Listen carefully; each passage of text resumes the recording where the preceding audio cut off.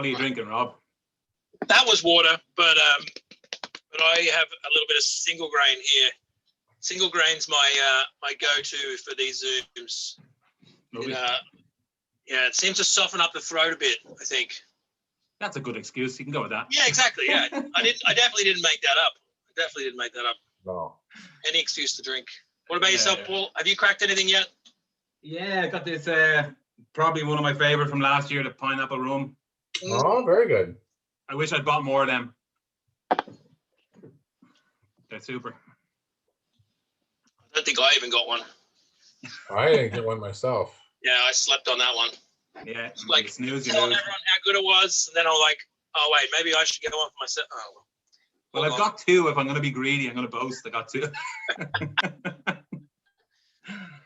Someone in the chat's just like, that's not cool. All right. I think that's a majority of everyone. I'm gonna wait for the old thumbs up from our back of house, but I think we're ready to kick off. Guys, please throw your chat box open if you have any questions throughout, regardless of when. Just throw them in there. We'll try and monitor them, and I'll try bring them in where applicable. But yeah, I think we're good to go. So welcome to 2021. Welcome to another Teeling tasting. These have been quite successful for us, so why not continue on? We're going to talk a little bit about what we have in plans or what we have in motion later in the year. But first, my name's Rob, and I'm the global ambassador for the Teeling Whiskey Company. And thank you very much for joining us. We'll be doing a Brabazon tasting today. So before we go, please allow me to introduce my co-hosts. The both of us have nothing better to do than just talk on these. Alex, no exception. Alex, how are you? Very good. Thanks, Rob. How's everyone this evening? So we'll be tasting through some whiskies. As you can see, we've given Ian the night off and we have another special guest. But before I introduce our guest, I just want to give you a bit of a run of show. So the way that we're going to run today's tasting is we're going to hand over to our special guest there for about 15, 20 minutes to start. Talk about that in a second. And then for the tasting proper, we're going to be tasting comparatively in groups of two. So as you can see there with your tasting mat in front of you, we are tasting Brabazon Series 1 and then Brabazon Series 3. I think they'd be very nice side by side, and then also comparatively as well. So save a little bit of number 1 in your glass and taste it side by side with number 3. Then we'll have a wee bit of a break, not a long break, just a wee break. And then the second part of the tasting will be the same, 2 and 4. So save a little bit of 2 in your glass and compare it to number 4. That will obviously make sense for those that know these whiskies or as we go along through the tasting. As I said, any questions, any comments, and if you've done one of these before, we absolutely encourage you to add your tasting notes into the chat box as well. We love to hear them. I know Ian loves to hear them. He's not here, but Alex and I love them just the same. The more esoteric, the better. I have some sell sheets here with the official tasting notes that Alex himself wrote, but we'll see how good Alex is remembering what he wrote when he first tasted these, and see what else comes out as we taste these and nose these and add water to these fabulous single malts. All right, without further ado, please allow me to introduce our special guest tonight, Mr. Paul Kavanagh from Whiskey Trails. Paul is going to give us a bit of a background, a bit of a history, take us back in time and give us a bit of the story behind the Brabazon series of whiskies, and alluding to the area and the Brabazon family. So, Paul, you ready? Thanks, Rob. Great intro. Cheers. Thanks for having us. Well, thanks for coming. Yeah, cheers. Didn't have to come far as well, so it's great. But yeah, guys, those of you who don't know me, I'm Paul Kavanagh, and I did run tours. We ran the Irish Food Trail and the Whiskey Trail. And what we did was we brought people around Dublin, the streets of Dublin and Galway, and showed them the best places to go, the things to see, and the best places to drink. Did sample 1 or 2 whiskies along the way as well. And our motto really was that every whiskey tells a story. And that's what I'm hoping to do today, is to tell you a little bit of a story of the sides of the city and the flavors you can find. So, I mean, for me, the Brabazon series was one of my favorite series that Teeling's released. I don't really collect whiskey as such. I kind of collect them and then open them and drink them and say, there goes that collection. But this is one I've kept on the shelf. I don't know why. I just liked having the bottle. So I bought one, drank one, and bought another one. Maybe it was a good excuse. Or look, anyway, so they're still there. I have this whole set. And one I'm pretty happy to have. So it does take you on a journey through fortified wines, and I'm dying to find out the reasons why Alex chose them. And they're huge flavors, really bursting. If this is your first time trying it, let us know what you think. On every tour I do, I always stand in front of a group of people. Obviously, sitting in front of a group of people on Zoom is a little different, but please let us know where you're from. Really interested to see, well, if you're from Ireland, definitely give us a shout out. But if you're from further afield, let us know. And if you haven't been to Dublin, I'm going to bring you like on a little bit of a virtual walk around the city. So what I might do is share my screen in a second. But if you've never been to Dublin, you probably know of the River Liffey, splits the city in two, flows from the Wicklow Mountains down through the city and out into the Irish Sea. And if you come in by train, Tara Street is one of the more central train stations. So I'd encourage you, if you visit the city, get off there. And in better times, when we're allowed to go further than 5 kilometers from our house, head down into the Docklands. There's probably some of you online there who are maybe living in the city. And if you've ever gone down into the Docklands, it's really, really modern, like super modern. So what I would suggest to do is, as I share my screen here, is to look for this lone survivor. And you'll see lone survivors like this red brick building dotted all around the city. But in the Docklands, this is a really unusual one. The Ferryman is run by the O'Brien's family, and it's what they call an early house. And when they call them early house, there was a reason for that. They were for the dockers or the workers who worked in the area. So look, I'm not encouraging to go and drink in pubs, but if you're down there, go and drink in this pub because it's brilliant. Walk in the door, it's really, really old. It's a Georgian building and has a really, really excellent whiskey selection. So go up to the bar, get yourself a glass of Teelings, and then what I would like to do is wander around, when we're allowed back in, is wander around the building and look at all the pictures on the wall. And you'll get a feel for the city. You'll see these really old pictures of the Docklands, the workers, the boats that were there. And I was lucky enough a few years ago to work on one of those boats. Another lone survivor sitting in the Docklands is the Jeannie Johnson tall ship.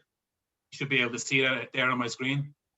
And this, if you can use your imagination, and whiskey helps with that, sit there and sip a whiskey and look out the window of the Ferryman. And what you'll see is a ship like this, and then try and multiply that by hundreds. And these ships would have been lining the walls of the river, or the quays, as we call them here in Dublin. And they would have been offloading and loading cargo. And they would have been bringing in produce from all around Europe. So Dublin was the second city of the empire, so nearly getting more powerful in the 1700s than London was itself. So cargo coming in would have consisted of things like wine barrels. Yummy, yummy. So that's the little bit of a tie-in why I thought we'd bring it to start the journey down here. All these ships coming in, unloading, bringing out wine barrels, being a very affluent city. People wanted the best of wines, and when the barrels were empty, they inevitably ended up into the bars, and whiskey was put in and bonded in those barrels. So getting these amazing flavors from all over Europe. Fortified wines is something I wouldn't have known a huge amount about, but Alex and Rob are going to tell us more of how that would have influenced the Brabazon series later on. So I'm not sure, is there any questions popping up there at this stage, Rob, or we leave that to the end? No, just the one. Ferryman is one of my favourite pubs. Cheers, Ian. Brilliant. Yeah, it's a fantastic pub, live music and great beer and great whiskey. So that's the start of our journey. After you finish your dram there or your pint, walk out the door and start walking up the banks of the Liffey. And what you'll do is you'll wind your way down past the Tara Street station I mentioned earlier. Using your imagination, you might still see boats like this if you've had one whiskey or more. But you'll eventually make your way up here past Tara Street station.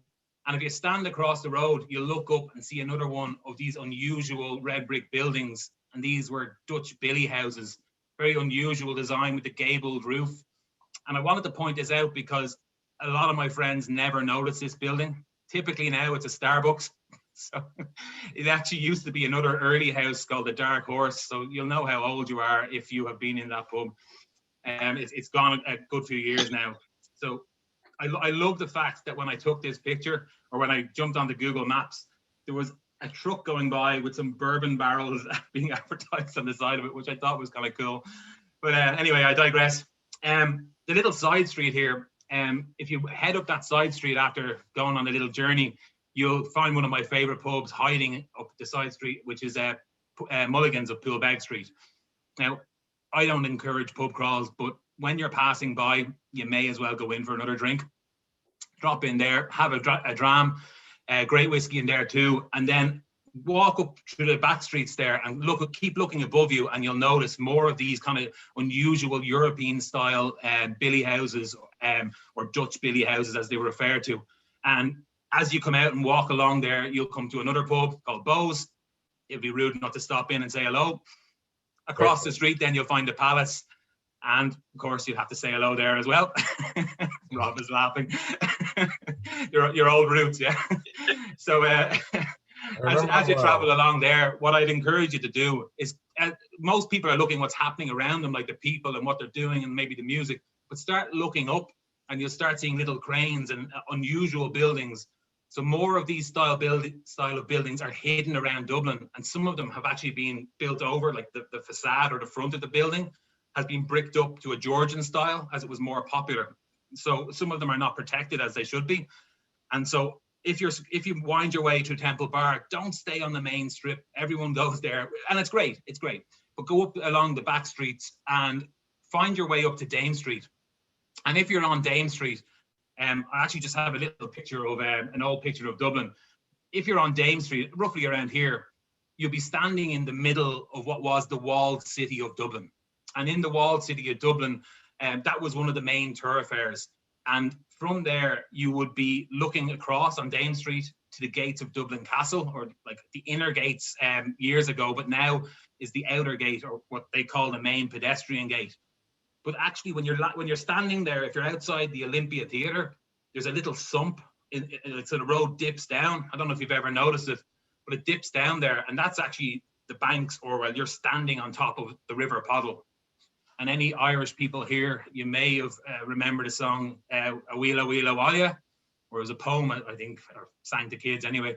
There was an old woman who lived in the woods down by the River Salya. Let's sing along. But anyway, it means dirty river, and that was the River Salya.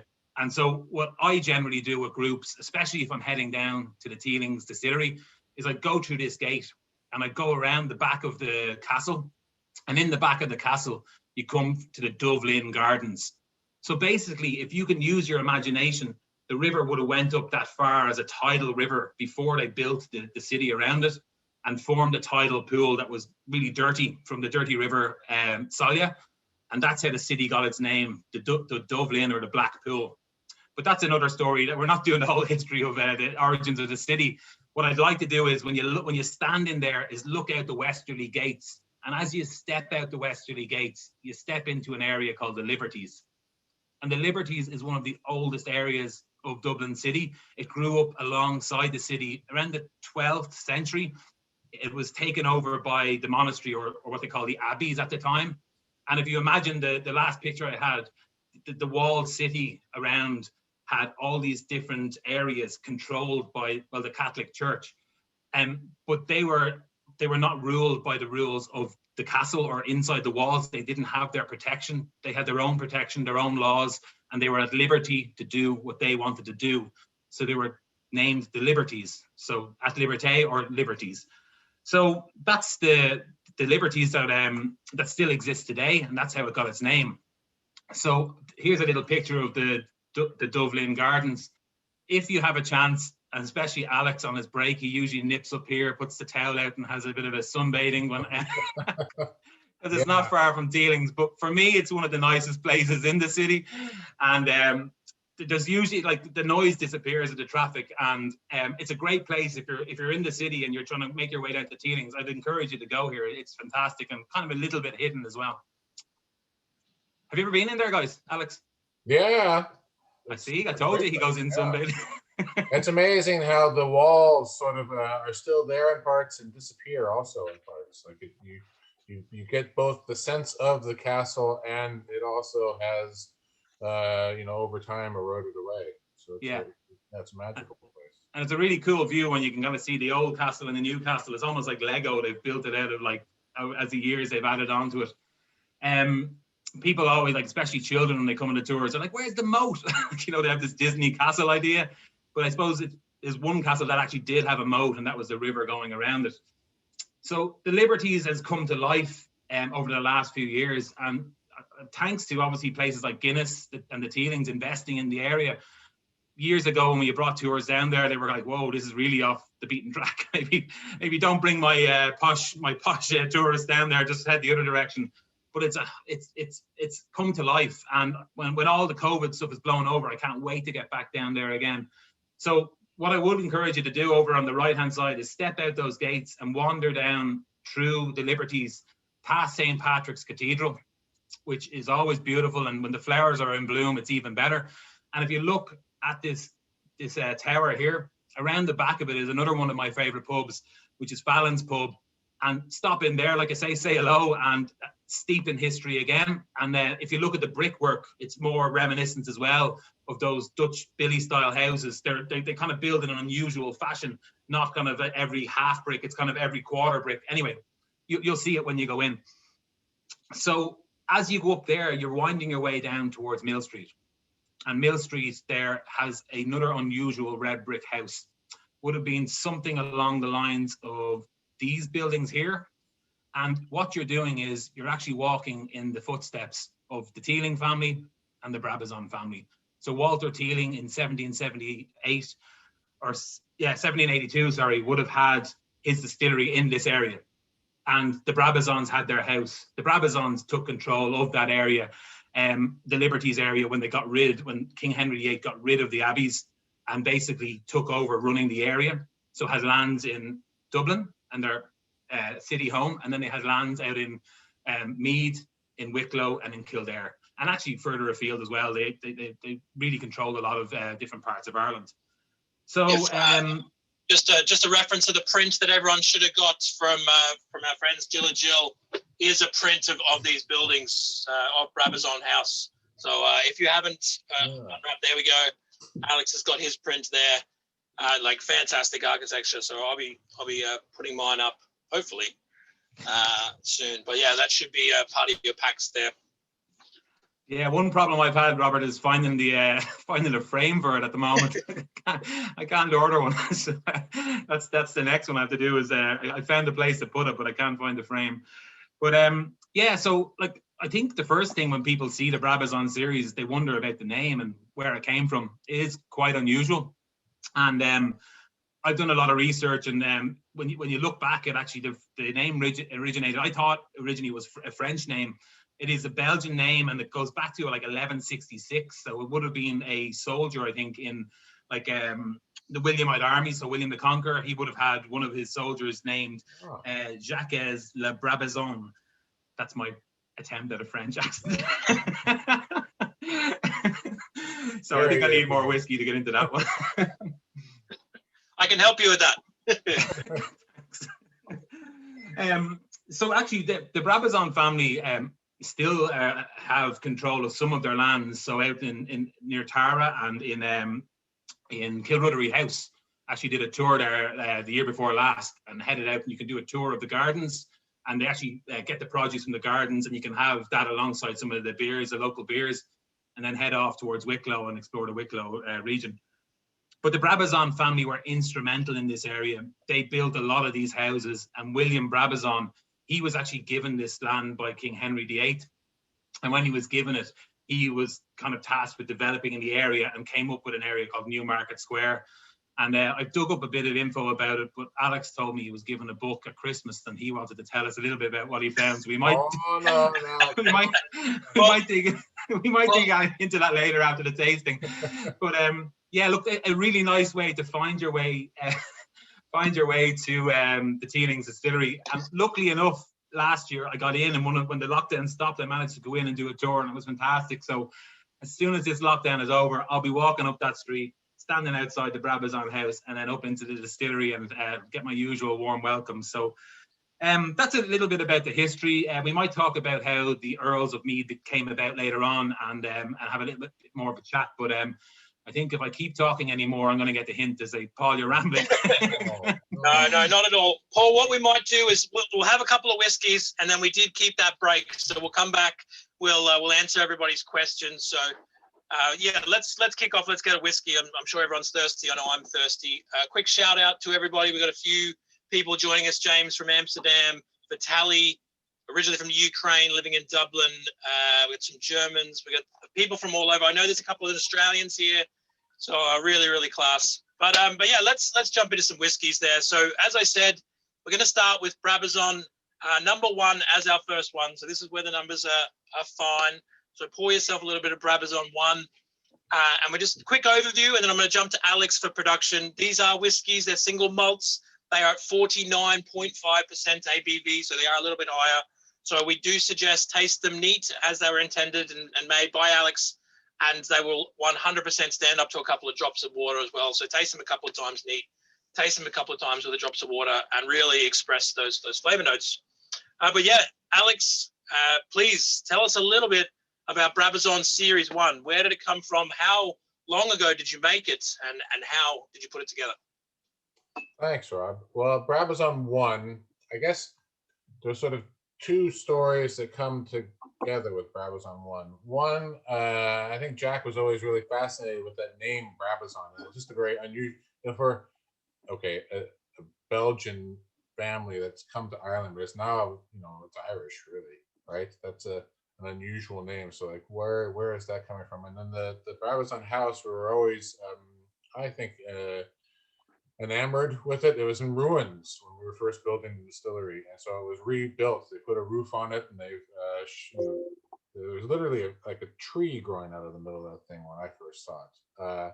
And to see that restoration taking place, we fancied it quite a lot and wanted to move in, as that's where our offices are now. So it was partially an element of the offices moving into Brabazon House and the name, and then wanting to have a new series of whiskey. It'd be a Teeling whiskey with its own series on its own.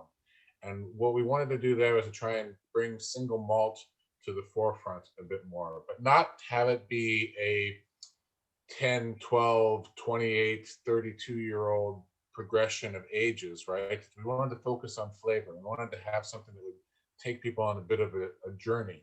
So as I was looking through the stock that we had in the warehouse, we had quite a bit of single malt in sherry casks, right? It's a traditional pairing that goes back a long way. Sherry would have been, as Paul was saying there, imported on the tall ships to Dublin, and would have been used for the pubs and the off-license trade, as we call it today, right? And then those casks would have been acquisitioned by the distilleries and by the breweries and used again for the holding of whiskey and holding of probably a Guinness stout also, or beer, or anything, right? Because the cask at the time was a cardboard box, so it would have had anything and everything in it. But I think the whiskey distillers, and you go back to that period of time in Dublin, there was 42 different distilleries, right? So we wanted to try and build on that history a bit, right, in our own unique way. And so we ended up with this whiskey, and the way that we ended up with this whiskey is a testament, I think, to the way in which I would tend to work, and that it's not that I'm some sort of whiskey god or some omnipotent being that's going to go away on the mountain and come down with the next. Alex says that in front of the mirror every day. Yeah, it's like, you're the greatest, you're the best. Yeah, you're dashing my dreams, Alex. No, I go out and I talk to people and say, all right, here's a whiskey, what do you guys think of that? And people sometimes say, like, that's great, I love it. Other times say, no, I don't like that at all, that's horrible. And you think, all right, well, how can we make this better? So we had whiskey that had been fully matured in sherry casks, right? average age, I'd say, is anywhere between about 8 to 15, 20 years old, right? Second and third fill, sherry butts, sherry hogsheads, classic sherry maturation, full maturation of the single malt, right? And I thought, wow, that's going to be a huge sherry bomb. People are just going to get really excited about it. And went out and did a few events in some pubs, some of the lovely pubs that Paul was talking about there. And what shocked me was people said, like, I don't really get sherry off of that. I thought, well, how the hell can you not get sherry off? Like, it's a 12-year-old single malt that spent all of its life in a sherry cask. Like, it doesn't get much more sherry than that. And what I realized was that what people had come to taste and expect in a quote unquote sherry bomb Irish whiskey was sherry finish. So it was that more intense, shorter period in a fresh sherry cask that was delivering that high flavor profile. So then I thought, all right, well then we can do that, right? I can go and buy some sherry casks and we can start to, get some finishes going here and start to up the caramel, toffee, earthiness to it, right? Because what people were getting mostly off the fully matured was European oak. They were getting the spice, they were getting the long, rich finish, right? They weren't getting that upfront, in-your-face sherry flavor. And then we started to play around with different types of sherry. So looking at Oloroso, looking at Pedro Jimenez, looking at Amontillado, looking at Palo Picado, different sherries, right? And saying, okay, how can we try and weave these together? And what we ended up going with, and I think, Rob, you have an infographic that you can refresh my memory with exactly what the final blend was there. But we went with a variety of different, there we go. So 5% of this whiskey is 2001 sherry hogsheads, right? Fully matured, as that lovely graphic there is showing us. And then we've got 2002, right, from PX and from Oloroso finished.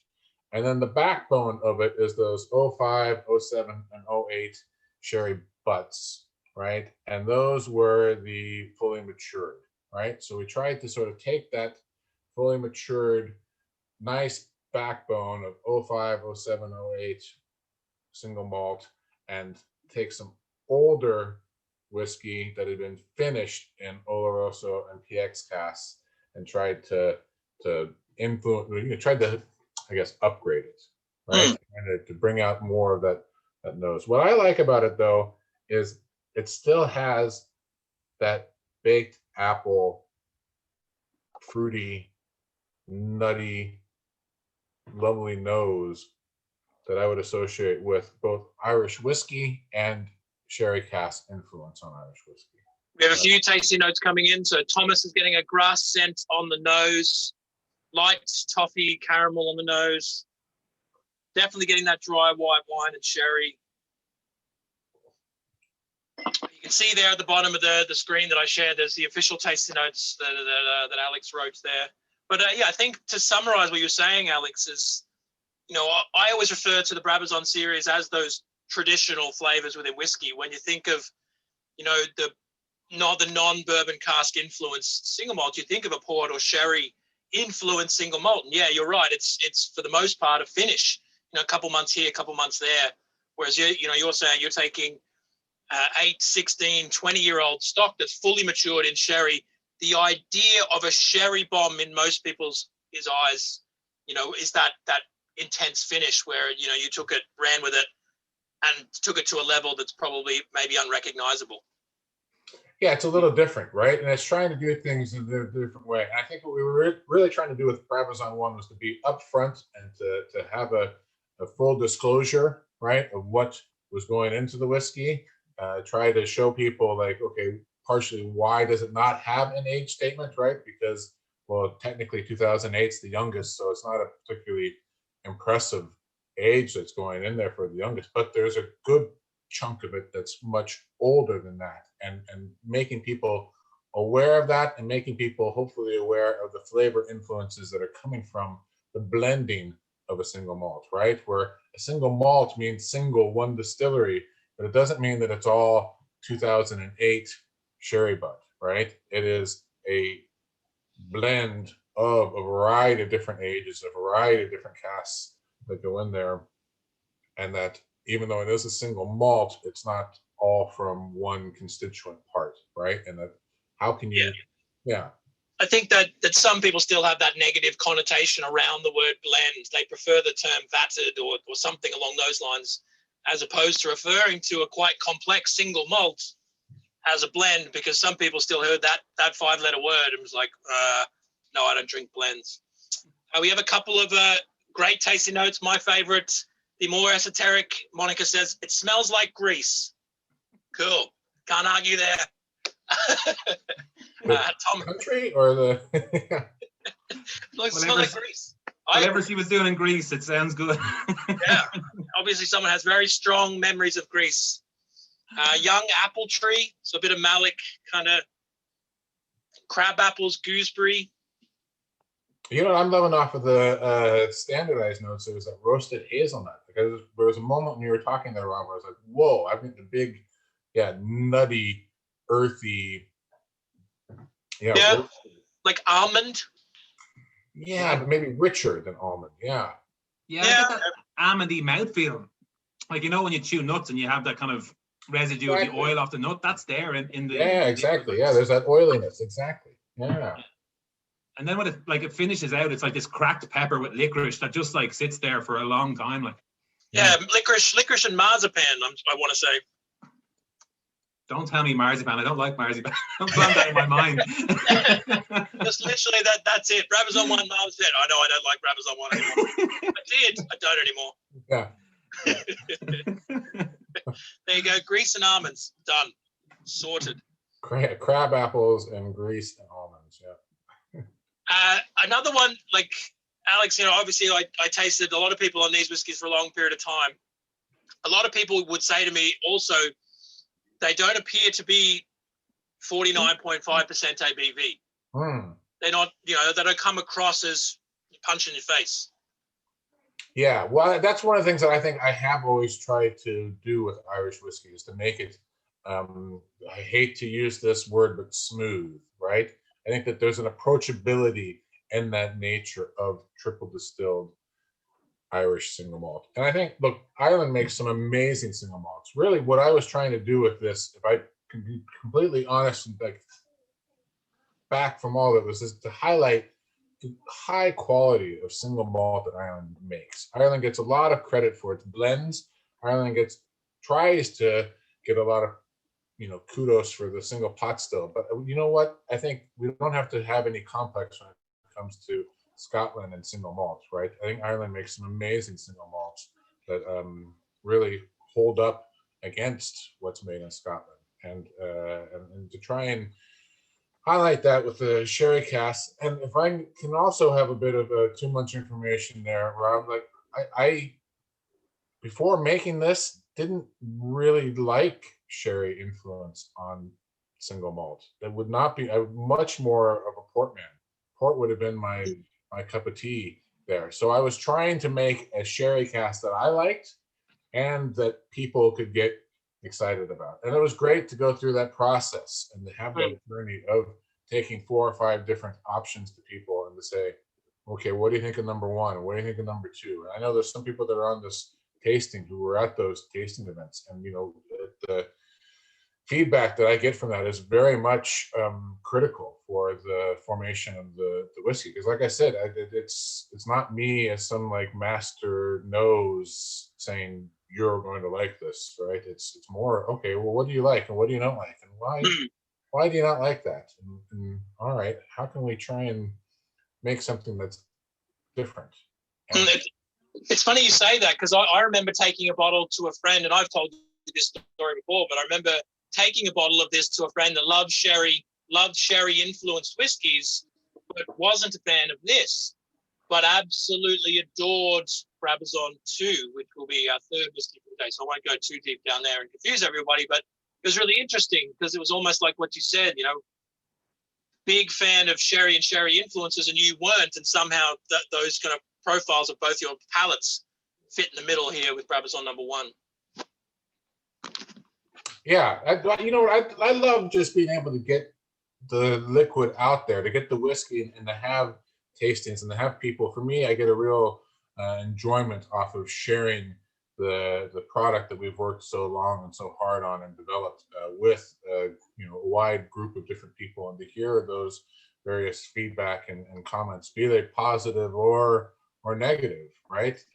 That really doesn't matter so much to me. It's more that people are getting the chance to enjoy it and getting a chance to have an opinion, whatever. Yeah, I can attest to that, Alex. I really liked when remember you brought out the second batch of the pot still, and you just invited a group of us and casually went in and just picked it apart, and it was just so much fun, if nothing else. But you were just welcoming all the feedback, every bit of it, and it was great. Yeah, thanks. Sorry, Alex. I wanted to say, so I mean, a lot of people know the Brabazon series. They were around for a while. It was a long period of time before we decided to continue the series. So what we're going to do, I hope you've still got a little bit of Brabazon 1 in your glass, and we're going to compare it to the follow-on, which is another sherry-influenced single malt. But Alex, I'd like you to tell everybody, the different avenue you went. I think even I thought for a long period of time that we weren't going to see a Brabazon 3, a Brabazon 4, and you're not one to rush things to fruition. Give us a little bit of background about Brabazon 3 as everyone opens and pours a little bit of Brabazon 3 into their glass. Brabazon 3 was, so the idea always was to have 1 and 2 with port and sherry. And what we struggled with 3 and 4 was, do you then go to Muscatel, or then do you then go to Calvados, or do you then where do you go from there, and what's the logic behind where you go? We've got over 100 different cask types, as you know, Rob, in the warehouse, right? So we can go whichever direction we wanted to go in, but it was what's the logic as to why we're going there. And one of the sherries that we had fallen in love with and really wanted to highlight with people was a Pedro Jimenez sherry made by Jimenez Spinola, made by, I've got the box of it here, made by those guys. If you get a chance to get a bottle of that, I would highly recommend it. This is the very old variety. And what they do is they make, I mean, That's amazing. Yeah. And that's just to make sure that I'm not lying to people, 15% alcohol, sherry. It's actually not fortified. And it's amazing. It's an amazing liquid. What they offered us was the casks that had been maturing this stuff, right, since 1918.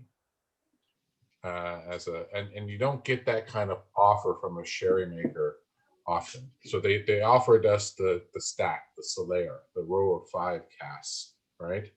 And the process is they fill the top of the Solaire, right? And then a third from the top goes down to the next one and goes down to the next one and goes down to the next one. So over 5 fills or 5 years, right? They slowly move a third of the cask from one cask to the other. And what you get is this natural blending that takes place where 2/3 of the previous contents are still there, right? And so there's that becomes part of the sherry maker's DNA for their sherry. Okay, then they can take one Solaire and blend another Solaire with that, right? So they've got further levels of blending that they can do after that. But what they will sell as typical sherry casks are casks that have been seasoning their sherry in the sort of final step for maybe 2 years, 2-3 years typically is what you get when you're buying a cask for maturing whiskey. What Jimenez Spinola was offering us was the actual DNA stack of the Solaire, and that was something you don't get offered very often. What was basically the reason why they were offering that is because there was a series of brothers that had inherited the winery from their father, and one of the brothers wanted out, and so they needed to come up with money to be able to buy out their sibling, and so they offered these 90 casks as a way of trying to raise funds. And my job, which was a bit, it's both an honor and it was a bit okay. I'll admit it was a bit of a junket, but it was also a real hardship too, right? Was to go down to Jerez and to make sure that they were indeed genuine, what they were supposed to be. Yeah. I love the amount of work that goes into you justifying your trips away. Like, it's 100% not a holiday. I don't care what you think. It's not a holiday. I'm working. I promise I'm working. I did enjoy it, but I'm still working. Yeah, definitely. Why is it taking 3 weeks? Why is it? Okay, well, the time we were in Puerto Rico, that was pretty much a holiday, Rob. Let's be honest. We don't mention Puerto Rico. That was definitely work. But Jerez with Jose Antonio Jimenez Spinola, yeah, was a definite kick in the pants. And I was shocked that sherry. So what they do, if you could show just a few of those pictures there, maybe, Rob. Yeah. Which one are you thinking? Just sure there's a stack there of the cast, so people can see what this. Oh yes. Give me a sec.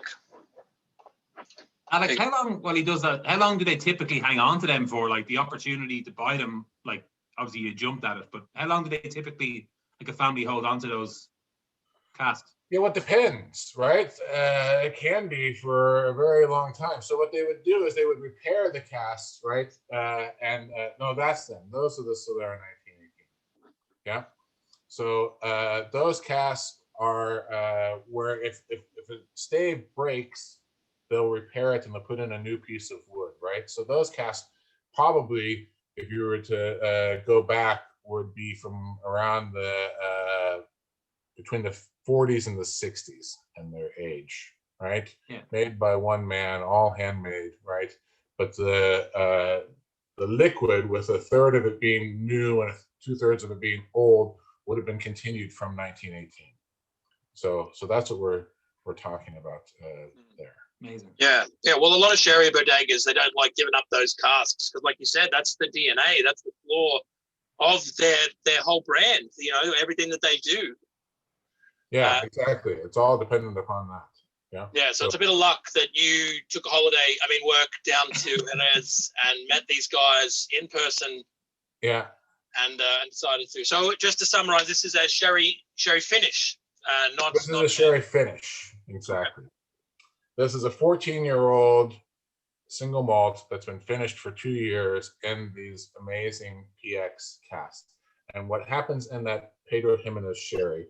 Oh, there's a coincidence. Pedro Jimenez was Belgian. So if you got a Belgian name for the Brabazons and a Belgian name for the sherry, how about that? Yeah.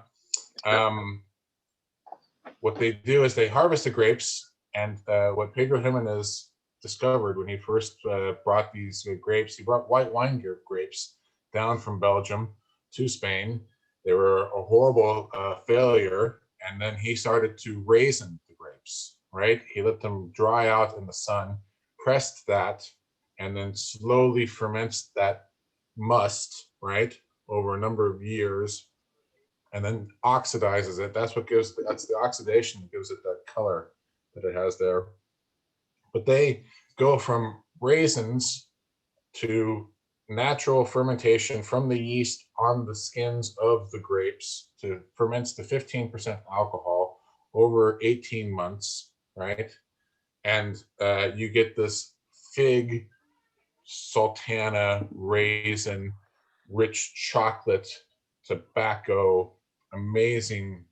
If I smell that nose, well, after 3 days, there's a lot of residual sugars too in PX that don't ferment, so it gives you that extra sweetness compared to your Amontillado. Exactly, it's not a dry finish; it's a very sweet, unfermentable sugars. Exactly. Thomas is getting rotten grape tastes. Yeah, that's a very technical term there, Thomas, but yeah. I like that. Correct. Not the sun-dried grapes, he meant to say. Yeah. Not one you'd use in the official tasting notes, but sure. Great on ice cream. Yeah. Oh, super cool. Yeah, this was one of my favorite whiskeys of last year. Really, really interesting. Big fan of it. So many I layers. love how in it, there's though, isn't that spice and the aggressiveness of the 49% alcohol on it, right? There's the attitude there, but there's also that honey, oily mouthfeel, that sweet finish. There's, for me, that real, I wish people could actually taste this sherry, because there's a real distinctive, figs, burnt And chocolate. that gives me a good idea for a tasting in March, Alex. Maybe we do a tasting with something like the sherry. Yeah. We'll work on that later. Anyway, I'll sign up for that one now if it's done. Yeah, I got a good idea for a follow-up. I got a few tasting notes here. Hands down, one of my top 4 whiskies of 2020 from Robert. I like your name, Gustafsson. Monica, I much prefer the smoothness of number 1. The other half is torn, needs more testing. Not as woody from Ryan, comparatively. Yeah, right. It's not as woody. You can see that backbone in one of that European oak, right, which is carrying a lot of those flavors that the smaller component in one. All right, so that's the art of the blending with it. But I think that, well, like I said, with 3, we wanted to highlight one specific component from one that we liked and try and allow that to shine in its best way.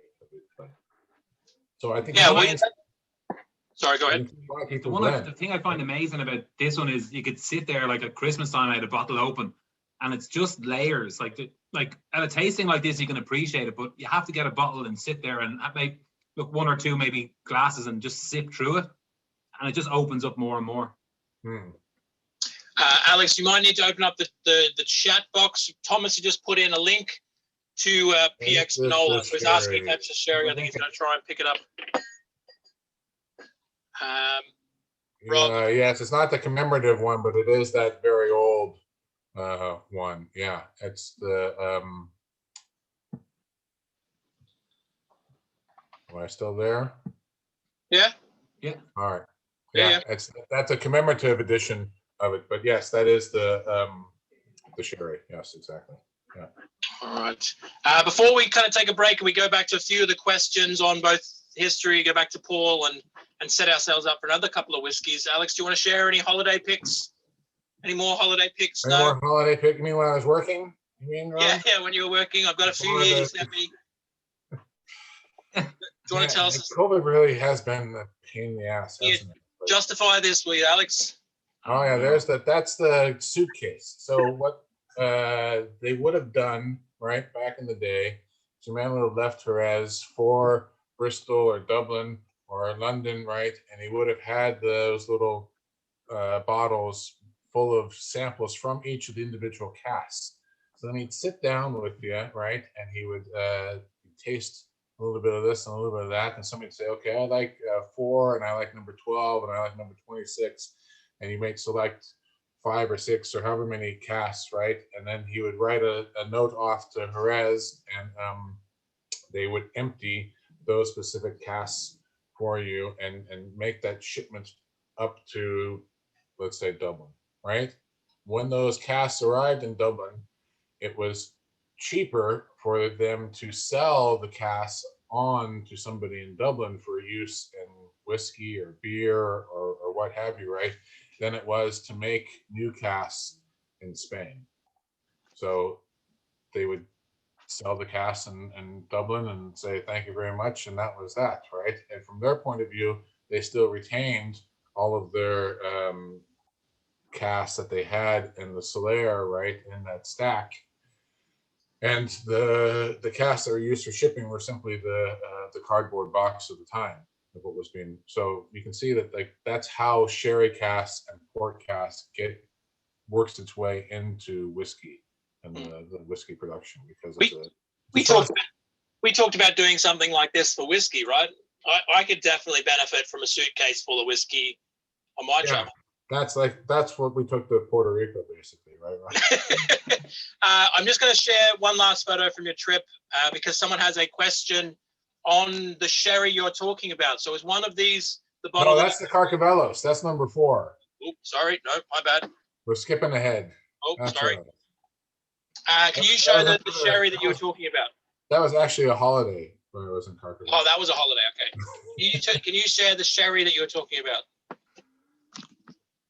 Yes, the Jimenez Spinola sherry. I got a box here. Maybe the. Can everybody see that? So, if the link, did you see the link there? Yeah, there's a link there for the commemorative in the right, which I'm sure is an amazing sherry. But this typically retails for, I think, around 65 euros. Okay, yeah. So that's the commemorative edition of the one you're talking about. All right, got it. I hope that answers your question there, Alistair. All right, cool. Okay, does anyone have any questions before we kind of just take a break here? Like, any questions for both Paul and Alex before we jump into our next whiskies? And I wanted to ask Paul, can you tell us a little bit more about the liberties? What were the liberties? Well, if you think about it, like, I suppose if you're not under the strict tax guidelines of the city or the walled city, you're more at liberty to do what you want. So a lot of the trades, or like, brewers, distillers, from the early centuries would have ended up out there. And all of the other trades would have grown, like tanning pits or, jewelers, everything like inside the city would be higher tax. So may have been of, I suppose, richer families would have been in there. So pushing out to the outskirts, the imports are still coming into Dublin. They're making their way there, getting turned into trades and then sold. But you're also a big industry. So that's where, that's why there's no accident. The golden triangle of distilleries ended up in the Liberties. It's because it was much easier to set up there.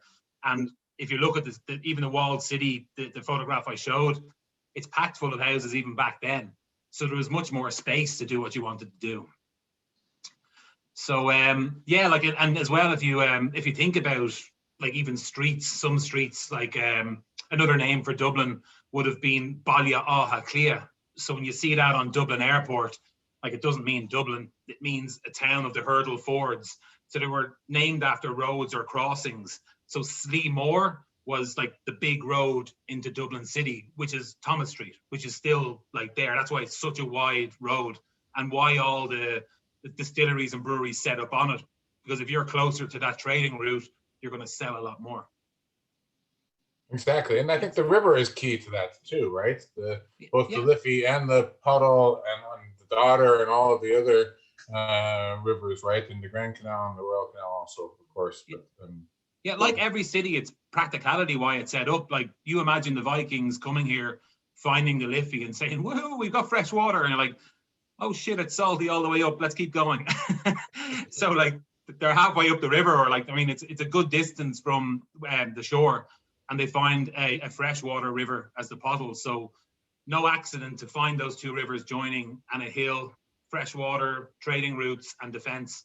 So you set that up, and the defensive region turns into, when the Normans kick the Vikings out, basically they're sent to live on the north side. And that's why all the other industries set up on the south side. It was safe.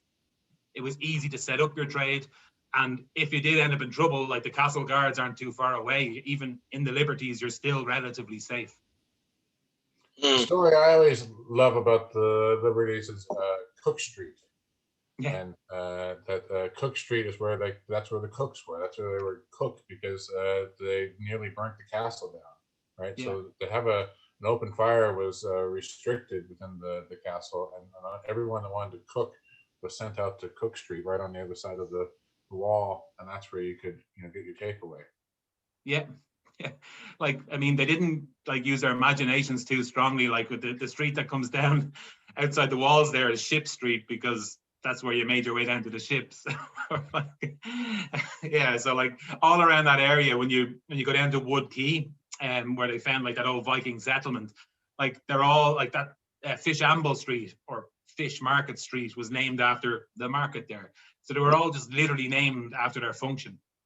Like when the Brabazons came along, like they owned lands, and the street became Mead Street and RD Street because that was the routes to where their lands were. So very simple naming conventions. Nice. Not a lot of questions coming in. A couple of comments.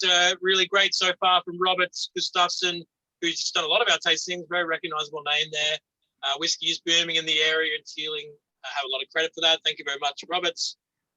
Question to me directly. It'd be good to do a chocolate and whiskey tasting. That's definitely something that's on the cards, and we always look to do. Alex and I love to do chocolate and whiskey pairings. I have a question for everybody. I just want to know which was your favorite of 1 and 3 so far. Before we jump in to number 2, which one did everyone prefer? Oh, that was quick. Wow, that was pretty fast. On bananas. Yeah, it just went absolutely. I can't even. Oh, you wow. can't even read them. it's like a lotto or something. I was expecting 1 or 2 to come in. Yeah, 1, 3, 1. It just exploded. I'm seeing a lot of 3s though. I'm seeing a lot of 3s, Alex. Yeah, there are a lot of 3s. Look, it's an amazing sherry. What they do down there is phenomenal. Still a few 1s. Richard 1, Jay Hogan 1, John Wilson. Oh yeah, a couple of 1s later on. A couple of 1s. Someone said 1. They preferred 1 at cast at the bottle strength, but when they added water, they liked them evenly. Connor Winder's definitely 1. It's his favorite of all of our products. That's huge. No. All right, I can't keep a track of that anymore. So let's jump into another whiskey, guys. So we're going to jump into whiskey number 3. It's Brabazon number 2. So let's pour ourselves a glass Brabazon number 2, the loveliest coloured whiskey, I think, of many of our whiskies. I won't say all, definitely many. It's right up there with this lovely ruby colour to it. Very, very heavy port influence. Oof. Yeah, I think if I was to look at my my personal journey through whiskey, right? I think my original love was Madeira, and then ports came quickly after that. And I guess if there's a fault with this, it's kind of a almost Madeira-like port finish there on this whiskey. It has that lovely leathered fruits. Well, like a lot of those smells and noses and aromas that you would expect from a heavy PX finish are present here. Your sultana, your kind of rich apricot, a little bit of plum, even fresh peach. But yeah, a lot of those kind of flavors that I associate with PX and PX sherry are very vibrant in this whiskey. Hmm. And I think the key for number 2 was that we had some amazing port pipes. Port pipes are very large casks. They're probably one of the largest casks that can be used in the maturing of whiskey. And so we were lucky enough to have some single malt that had been fully maturing in port pipes. And what's interesting about port pipes, with it being such a big cask, right? And with the particular shape of it, it takes a long time to get that influence on the whiskey. You're talking about a good 5-7 years that you have to wait before you can really get any real mature whiskey coming out of a port pipe, right? But if you're willing to wait for that sort of 10 to 15 year range, there's some real cracking whiskey that can come out of them. They just take a long time. They're very awkward in the warehouse too. Warehouses these days are mostly palletized, and you would have a forklift, right? So you've got all the health and safety concerns. You don't have teams of people in warehouses. You've got 2 or 3 guys on forklifts that are going around and doing everything. And because of that, because you're not rolling the cask, the port pipe is awkward. If you want to roll it, and if you're skilled in the rolling of the cask, port pipes are brilliant, right? If you need to take it down a hill, port pipe is your cask. But if you need to use 2 forks and try and lift it down from 15, 20 feet up in the air, they're very awkward and they're very hard to judge. So that's why they're not used a whole lot anymore. And so we had this whiskey. I knew that we probably it would be a long time before we had this whiskey again. And so how are we going to try and take this very old whiskey that was in these massive, huge port pipes and be able to put it, give it the best light of day, put its best foot forward. And so looking at tawny port, right, and looking at white port also as ways of trying to lift and accentuate that underlying fruitiness in a different way, trying to give more of a perfumed sort of nose to it, right? Trying to make it light, because the port pipes can be quite heavy and spicy, right? And I think that we did a great job with number 2. It's set up structurally similar to Brabazon number 1. I've got the breakdown here of casks, if you want to go through it. Yeah, so it's the 2001 and 2007 that were the Ruby Port pipes. Yeah, the 2009 were some larger butts.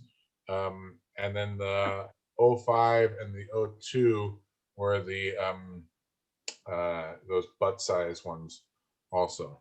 Yeah. And all of these were full maturation now.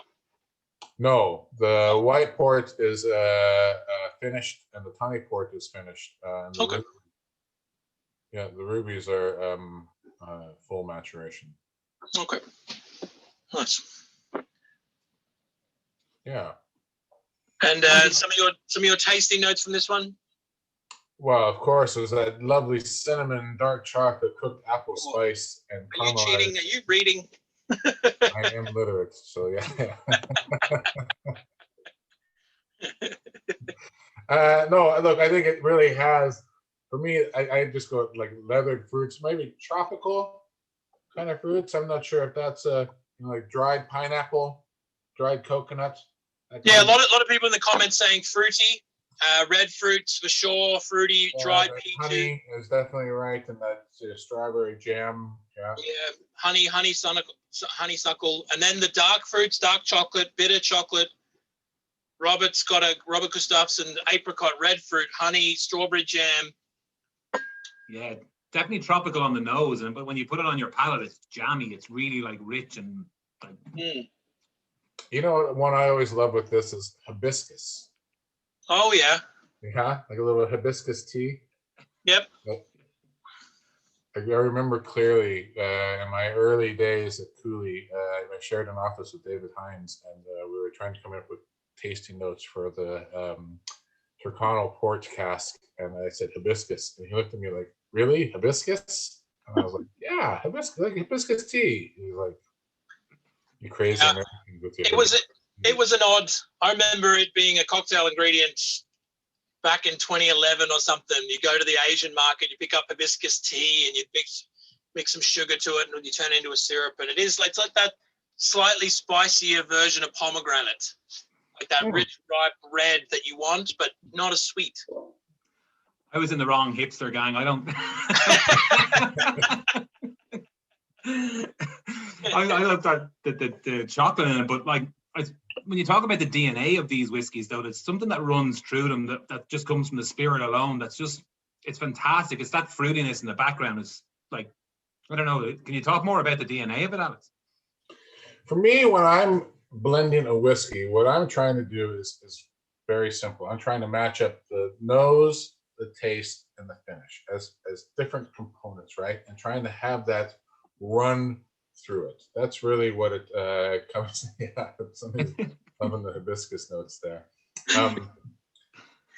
That's right. And then that, for me, that comes, I guess, from my craft brewing background. So I started out life as a craft brewer in Portland, Oregon, right? And when you're making your IPAs and your porters and your Hefeweizens in the Pacific Northwest, you're trying to get a good balance between that sweetness that you're going to have on the finish, right? How much sugar is the yeast going to eat? Yeah. Versus the non-fermentable sugars that you're going to put in through the malt, right? And then how are you going to balance that bitterness with the hops and the fruitiness from the fermentation? And so for me, the underlying DNA, I think, for a lot of Teeling whiskey is going back to that craft brewer mantra of, nose, taste, finish, making sure it's balanced, making sure that it is nothing's out of whack or dominating on the palate, that it's a nice clean performance, both in the nose and on the taste. I think that I'm probably more conscious of faults than I would be of trying to, it's not like I'm trying to add strawberry jam in there, right? I'm trying to avoid mustiness, off-putting bitterness. I'm trying to avoid any metallic off flavors. I'm trying to avoid any sort of barnyard, maybe a little bit of dirt in there just to try and keep it grounded, but nothing too offensive. Yeah, that's what I'm really trying to do there. Yeah, because it's funny when you talk to, say, some bourbon drinkers and they kind of look for some of those characteristics. They want, like, say, a punch in the mouth from, like you say, not metallic, but like they just like that kind of edge to it. Yeah, well, bourbon's all about the burn. Yeah. Yeah, like, but you like, as an American can say that. I think that's actually a blog that somebody has out there. Bourbon's all about the burn. Yeah. Yeah, don't Google that, guys. We've got some good, going back, Sergios from the Irish Whiskey Magazine agrees with the spiciness. Kurt says peaches. I like Monica's comment. Hibiscus and pomegranate, not very Dublin. Never even heard of them when she was a girl. And obviously a young girl too. Figs, for sure. It's interesting how each of us identify different tastes. Yeah, I mean, Thomas, that goes back to myself and Alex's first tasting we did on Zoom, and even the ones we did in person. Taste is very subjective. Everyone has different experiences. I've obviously had a lot of coffee today, as you can tell, so my experience is going to be different to someone else's. So yeah, they are very. That's why we always encourage people to share their experience, because they are different, and no one can tell you you're wrong. It's unique to you. But the reason that we vocalize them is because that memory of the taste is so closely located in the brain that's just intrinsically linked. So by its nature, it has to be very subjective, right? Because when you say orange, there's 5 or 6 key components that are your nose is smelling and your taste is tasting to associate that in your brain with orange. And so if you get 6 components, right, and 4 of them are what you associate with orange, then your brain is automatically going to be like, oh, I get orange there, right? There's no oranges in that whiskey, right? But there's some of the components that are in oranges in that whiskey. I didn't add pomegranates or hibiscus or anything to that whiskey, right? But there's those floral components are there, right? The chemicals that make up those different experiences are there, and your brain makes the jump. Your brain goes, oh, I get this. That was similar to coffee. That was similar to, I don't know, that unpleasant experience I had on a barn. That was, yeah. Yeah, it is very, very unique. And all down to your interpretation of what orange is. All right. So we got a few more comments coming in. Palate is smooth, fruity, strawberry and vanilla, but it changes on the finish.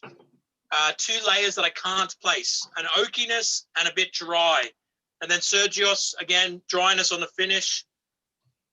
Yeah, it is a bit dry on the finish. And I that's probably also down to the way that I like my port. I would tend to like the drier ports. I wouldn't like the cloying, more sweet ports that are out there. There's a little bit more of an alcohol, like I know people talk about burn, but like I think zero burn, but just a little bit more of an alcohol kind of, like the dryness of the finish I find comes from the alcohol maybe in this one, but like the other ones, it's like you're not thinking like these are up near cast strength or anything like that, but like yeah, you can feel it a bit more, or maybe because we've had 2 or 3, Yeah. No, this has always been one of my favorites. I think this one, taking it as just a part of this series, it's also done very well as in the award spectrum as well. It won Best Limited Edition Irish Single Malt at the World Whiskey Awards. Am I right, Alex? Was it Best Limited Edition Non-Age Statement Irish Single Malt? It just rolls right off the tongue, doesn't it? Yeah, exactly. It won It won an award. People like it.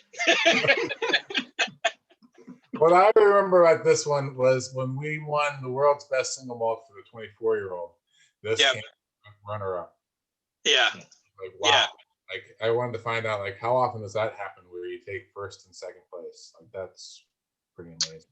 Yeah, that's obviously not sung about. I think I've said world's best single malt 24-year-old a lot of times, but yeah, very rarely do you get to talk about this being a very close second. And it's, fantastic. Yeah, that's saying something. The 24 was huge. It's so good. All right, Alex. Well, I'm just being aware of time here. We've got running over. So let's jump to the new whiskey, the new baby. The new baby, number 4. Number 4. We're going to go to series number 4. I think number 4, in my mind, got the coolest box, definitely. The coolest box, the black box. Yeah. Let's see if I can grab that here. It's just behind me. Oh. I think that's amazing. We're talking about a 13-year-old. We're talking about the well-known town of Carcavelos. No, it's not well-known. Definitely like the packaging upgrade from 1 and 2 to 3 and 4. I think that was a little bit of inspirational ideas from the guys at Teeling, from Team Teeling, just kind of give it a bit of a. So I definitely think I really loved the whiskey side of Brabazon 1, Brabazon 2, but maybe from that storytelling standpoint, they maybe got a little lost in trying to tell that story very quickly. You see it on a shelf, you're like, I don't know what that is. I don't even know how to say Brabazon. I've heard some people from other parts of the globe absolutely butcher the pronunciation. So I think having that age statement, and I guess that goes back to Scotch. Age statements just still means single malt in the age statement still means premium in the single malt world. Yeah, I think isn't that part of the attraction though, is like seeing an unusual bottle and Brabazon, like you got to pick that up, and like then you start researching the family and it brings you on another one of those little journeys of finding out more about them and like how the history. Yeah.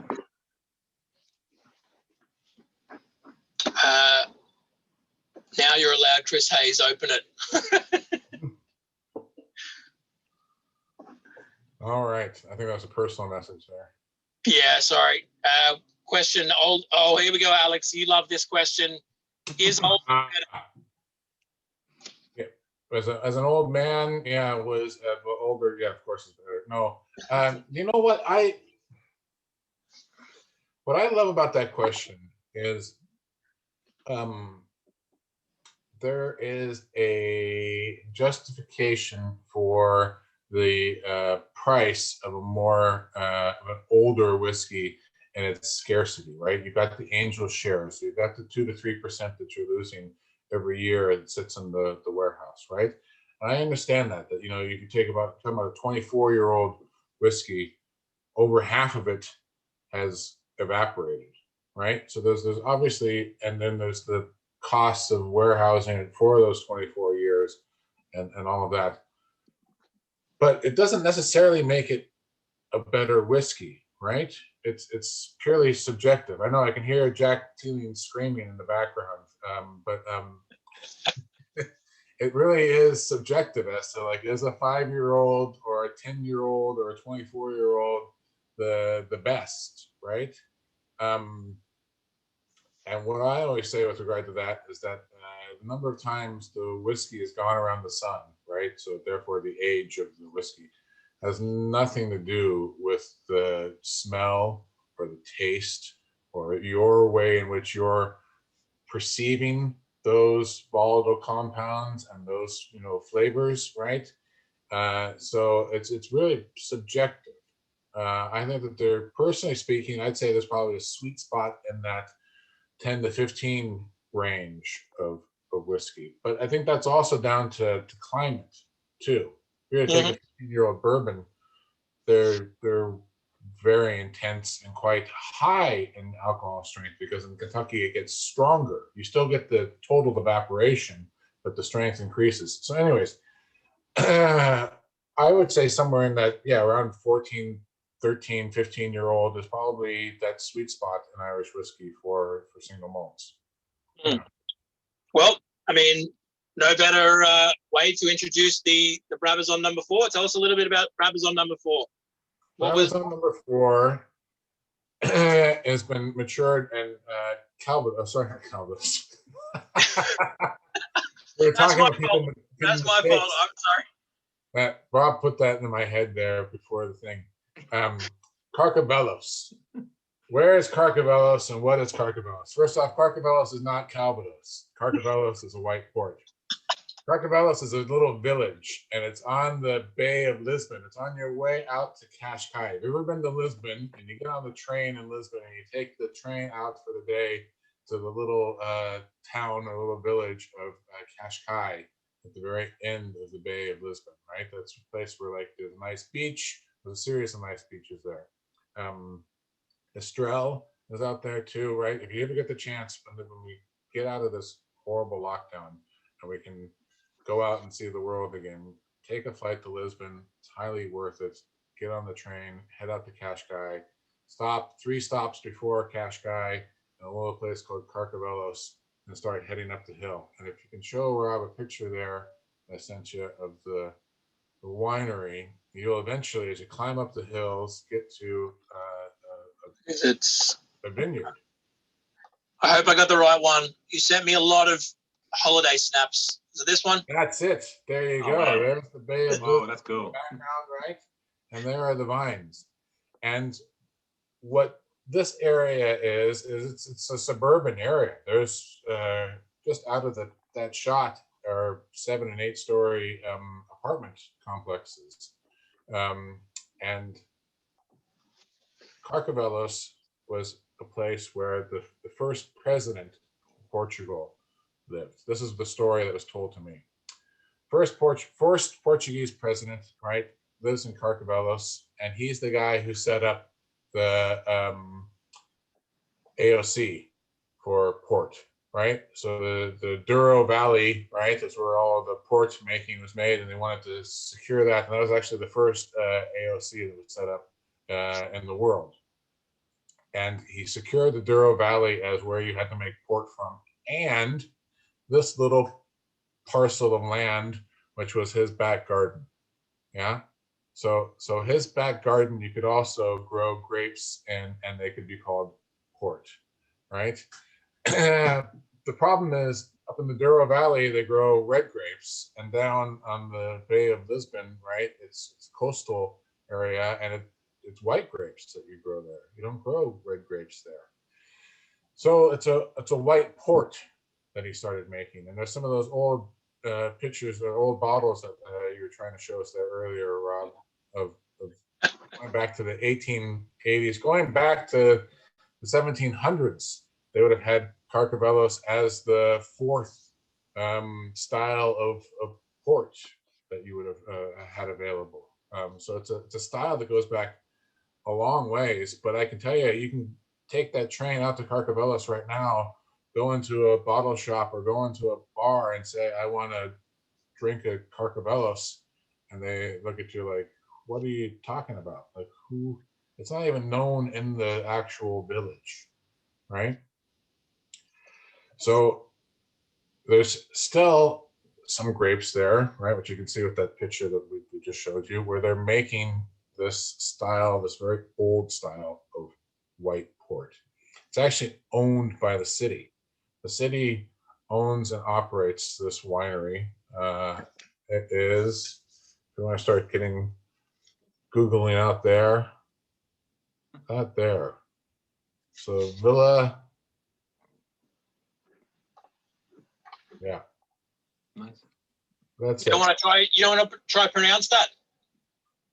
Well, it's not Orleans, but it looks kind of like Orleans. You on that note, you know what? This is a funny story. 2 days into the trip to Portugal, I'm like, what's with all the Russians? What's with all these, like, a lot of Russians here? Like, what's going on? And I realized those aren't Russians, that's Portuguese. They're like, the idiot, right? The American who goes like, you don't hear people speaking Portuguese in Portland, Oregon. I had no idea even what Portuguese sounded like. It's a very interesting language. I thought it was more sort of Eastern European, Russian like kind of sound. So I have no idea how you pronounce that. That's the long and the short of that. And I'm not fair enough. Let's go back to the whiskey. Let's go back to the whiskey. Tell us in the comments if you think you should try. This whiskey. Oh, hang on. We got a new favorite. Oh, my new favorite. Sorry, I don't know whose first name this is. But yeah, I mean, what does everyone think of Brabazon 4 so far as Alex talks through? I mean, this is Alex's new favorite. He was telling me over Christmas. I mean, not. Yeah, absolutely. I think I'm still preferential number 3, but this is fantastic. Although I have drunk a lot of this. I normally save half the bottles and do it again at another time, but I'm almost gone through. And that spice and that wood and the caramel toffee richness all coming together. And what I love about that whiskey, it is incredibly intense. It is incredibly rich, right? And there's no burn. There's no. It is smooth, but it's also got a bit of attitude, right? There's a bit of like, you're drinking whiskey, right? It's not, glass smooth. There's a bit of roughness there. There's a bit of attitude that's saying, you know what, this is 49.5%. It's not offensive, but it's impactful. I want to say vibrant. Yeah. Like bright and vibrant for sure. Like when I first tasted it, I thought it was almost like a paradox because it's sweet and dry all at the same time. Like imagine when you get a kind of a Granny Smith apple and you bite into it and it has that sweetness and it just goes dry. Yeah. And it just keeps you coming back for more, and it's just like sweet, dry, sweet, and it's so good.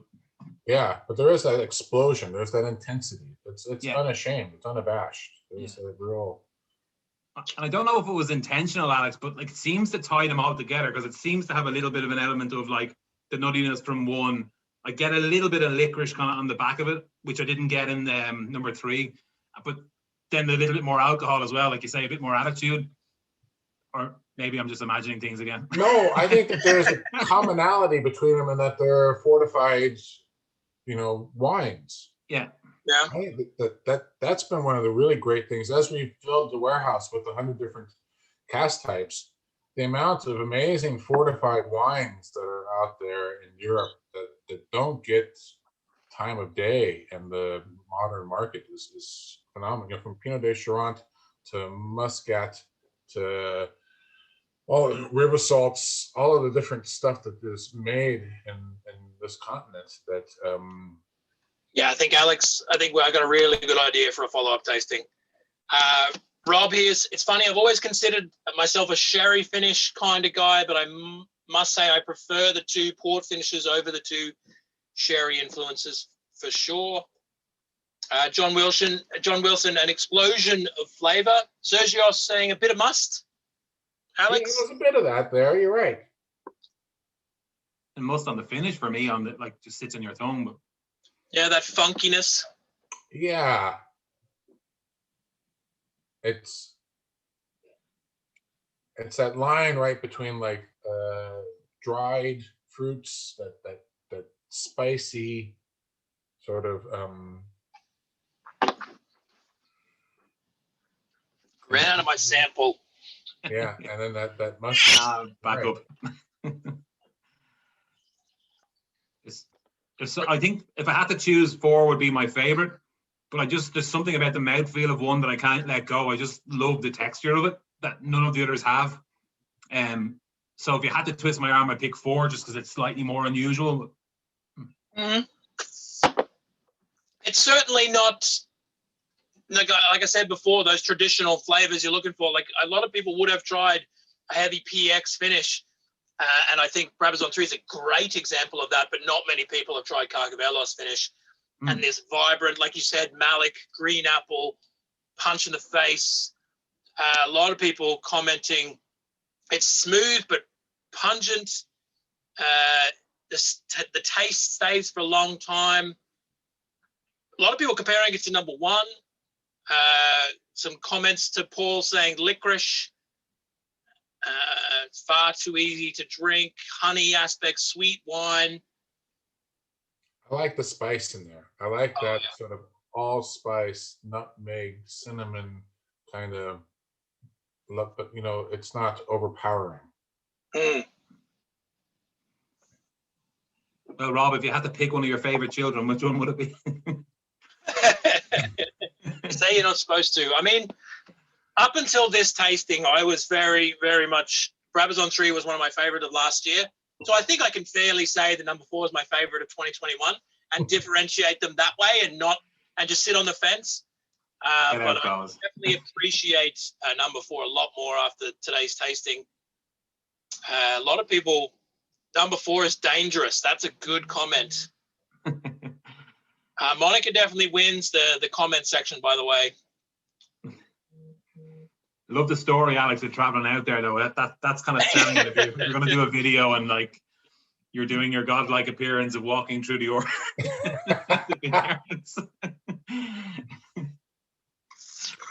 Yeah, I will definitely go back to Carcavelos, no problem. Yeah, sold it well. So any questions, guys, please throw them in now. But from my last question of asking which was better, 1 or 3, the legend that is James Kilgannon, who's in the background, that makes sure all of this runs smoothly, because no one can trust me after a couple of whiskeys, has put together a bit of a poll to make it a lot easier to see how everyone is voting. So before you jump into the comment section, James is going to share a poll for us, and we can get everyone's feedback. Because as Alex saying, I guess the fact that we can't come and visit you and get to taste the whiskey with you in person, this is the next best thing. So we want to hear from you, which is your best? What did you like about it? What didn't you like about it? Not just the whiskeys, but the tastings in general. Did you enjoy it? Did you enjoy Paul? Paul, thank you very much for sharing your knowledge and experience. We wish we could go for a wander around Dublin with you. I might actually tap you for a future tasting. Maybe we take some of our American guests around Dublin virtually. That might be cool. Yeah, let's do it. But James, do you want to do... Yeah, James, start with 2 and 4. Let's do 2 and 4, and then we might do all 4 after that. But I'd really like to see which is better, 2 or 4. So you might see a poll there on screen now. Whoa, that's jumping around a lot. Oh, never mind. How many people have we got on out of interest, guys? Is it around 50 or something? There's a few people doubling up. So Cormac, there's 2 of you. Client Success has a couple. There's a few people that have 2 people. Jay Hogan, there's a couple of you. How you going, guys? So I think there's about 70 on, but there could be obviously more. 79% are saying Brabazon 4. And one person can't decide. That's totally acceptable. 100% totally acceptable. Yeah. That's decent. 80%, Alex. Did you expect that? Considering number 2 won the award there, do you expect such a dominant response to number 4?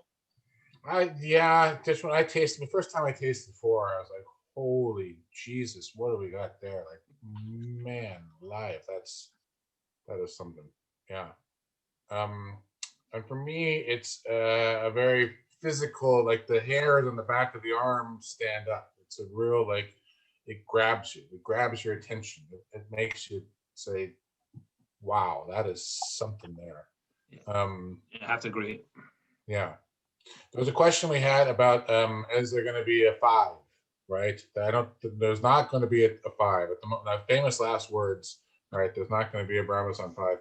There's more of these kinds of whiskey that we have in the warehouse. I'm not saying we're not going to have more aged single malts and unique casks, but the question is like, okay, well, where do you go with port? Where do you go with sherry? And I think that we would much rather do is start to look at some of the other unique cask types and some of those other fortified wines that we have in another series. So I think that this is the end of the Brabazon, but it's not the end of this style of whiskey or this age of whiskey. Well, that's the thing. Like the Revival series was and evolved into a kind of expression of fortified wines that are your left of center. It's only progressing into now the Renaissance series, which is really exciting. And it's something that I absolutely love, and we can see how that progresses over time. So please check out our social media as to our next tasting. But yeah, like you said, there's always going to be a home for port and sherry influenced single malts, both Irish, Scotch, and wider afield. So yeah, never say never, I think, is, again, me sitting on the fence. Sorry. On the history side of that, guys, Walter Teeling obviously had, a distillery there. Is there any records of what mash bills or anything he was using, or is that for another day's conversation? There isn't any actual records that I've been able to find, at least, of what Walter Teeling was doing. You know what's interesting with that, Paul, is that, like, when I was working at the Quebecan distillery, yeah, there are the actual books going back to, like, what was produced on what day and everything, and I was there when there was the 100th anniversary of 1916, right? So I thought, like, oh, let's go look through this. Like, the book was there in the same room that I was, so I thought, I'm gonna look in that book and I'm gonna see, like, what does it have for Easter. And I Googled Easter 1916, like, what day was it, what day of the week, all that, right?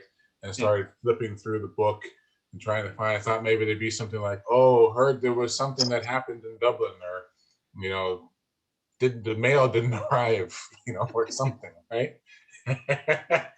Nothing. It was, I can tell you that they shipped like 14 hogsheads off to Liverpool, and, like, this went out to Blackpool and to Bristol and all that, but there was no mention of, so, like, all of those things that you would hope would possibly be in some book somewhere, some reference. Yeah. And I think that's the strange thing with history, really, that, like, as we, as you look at, like, the times that we're living in that are definitely historic, right? Like, what references they're going to be from a day-to-day life as to, like, there's no reference that we have of, like, first COVID batch going out to the, no, like. But we're going to see my niece's TikToks until the end of time. Yeah. All right, so yeah, guys, look, we're going to put through in the last poll here. We're going to try and throw out who found which whiskey, their favorite whiskey. But as always, guys, if you appreciated what we do, or if you have any constructive criticism on how we can improve these, we'd love to hear from you. Follow us on social media. We're going to look to do 2 tastings every month now. So a shout out for our Valentine's tasting. So on the 13th, so the day before, the evening before, on the Saturday night before Valentine's, we're going to do a cocktail demonstration. So it is, something for your partner. You're going to make your partner a cocktail, and they can make you a cocktail, whiskey cocktail, and then there's going to be a couple extra cocktails there. So the kit includes 4 cocktails total. So that'll be our Valentine's Day tasting, and we will follow that up with a whiskey-centric cocktail tasting after Valentine's Day. So Alex and I mentioned it there. I've got a couple of ideas that could be really interesting and unique. So keep an eye out on our social media for that. But as expected, Brabazon 4. I mean, it was pretty even across the board until Brabazon 4 jumped out there. Couple of last-minute additions. Brabazon 4, but clearly the winner there. 43% so far. 17% for Brabazon number 2. Brab 3, number 15. All of them number 15. They're my people. Sitting on the fence. Be good for sitting on the fence. James just put in a link there to the tickets for Valentine's Day. So if you, a couple of people asking, definitely check out the Distillery Store website if you want to buy any of these whiskies. I know they're very short supply. This wasn't a sales opportunity to make you buy these whiskies. I think Brabazon number 3 is gone. I think there's a bit of Brabazon number 2. There's obviously Brabazon number 4 being new. But yeah, definitely grab those before they're all gone. Yeah, number one might be on the website. Definitely check that out. The Distillery Store website. Can singles participate in the Valentine's Day tasting too? 100%. Of course you can. You can buy the kit yourself, and it'll be 4 cocktails, all for yourself. So yeah, of course you can participate on your own. You can, you know, we tried to do it in a way that couples could do it if they're in the same household or they aren't. No, it's a very strange time at the moment, so we're trying to be different. Will Alex mix a cocktail? Unfortunately not. I tried and he refused. So I have a very special guest joining me, which we will announce next week. But yeah, like I said, thank you very much for joining us, guys. Thanks for your feedback and interest. Please keep an eye on our social media. We really appreciate all your tasting notes, all your questions, and obviously your participation and time in joining us. Thank you very much, Paul Kavanagh, from joining us. Please check out what he does at the Irish Whiskey Trail. Really, really informative and an interesting tour, and we hope he's back on his feet soon. Paul, I'll be touching base with you in future. Thank you very much for Alex for giving up his time from making whiskey. This is not his job. He just does this because he loves to spend time with me. Isn't that right, Alex? Absolutely, Rob. Absolutely. But yeah, guys, thank you very much. A bit of a shout out, sorry, for Steve Ward. Steve Ward, I'm really, really sorry. Due to Brexit, whatever it is, Steve Ward is based in the UK and didn't get his pack in time. So Steve, we'll look to make sure that we make that up to you. I'm sorry, let's blame Boris Johnson. And guys, thank you very much for joining us. Enjoy your weekends and hopefully see you at the next one of these soon. Yeah, guys, thanks for inviting me on. I really appreciate it. It was great to do a tour again. It's been way too long. And I'm going to be reviewing the Wonders of Wood. So shout out to Ruth there for looking after me with some of those samples like that. I'm really looking forward to trying them. So if you're looking for something unique, those Wonders of Wood, Alex, they sound amazing. Can't wait to try them. Thanks, guys. Yes, thank you, everybody. Thanks, Alex. Thanks, Paul. See you later, guys. Long, lads.